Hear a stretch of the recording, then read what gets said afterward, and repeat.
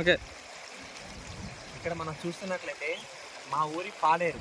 ఇది మొత్తం కూడా చూడండి మీరు, ఈ సైడ్ మొత్తం కూడా వరద ఉధృతికి గుళ్ళు పూర్తిగా నీట మునగడం జరిగింది.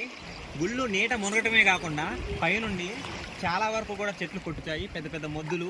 మరియు ఇక్కడ చూస్తున్నారు మీరు, అక్కడ కట్టిన గుడి కూడా కూలిపోయింది. బాగా చూడండి. ఇప్పుడు ఇక్కడ మనం చూస్తున్నట్లయితే మా ఊరి పాలేరు భీకరంగా కురిసిన సరేనా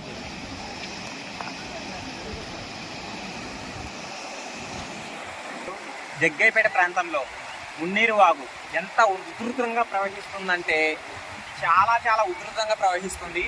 ఇక్కడ మీరు చూస్తున్నట్లయితే శ్రీ అన్నపూర్ణ సమేత కాశీ విశ్వేశ్వర స్వామి వారి దేవస్థానం ఉంది.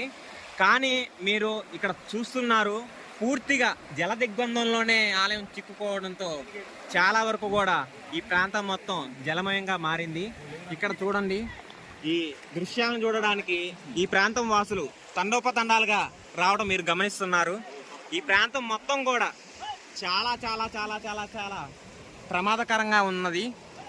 ఈ వీడియో కేవలం వీడియో ప్రమాదంతో కూడుకున్నది అయినా మీకు చేయడానికి కారణం ఏంటంటే మాకు ఇక్కడ ప్రమాదం లేదు కాబట్టి.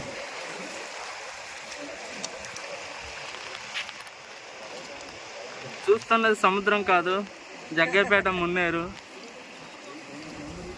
తీరం అలల రూపంలో వస్తుండటం వరదకి మొత్తం కొట్టుకొని పోయింది.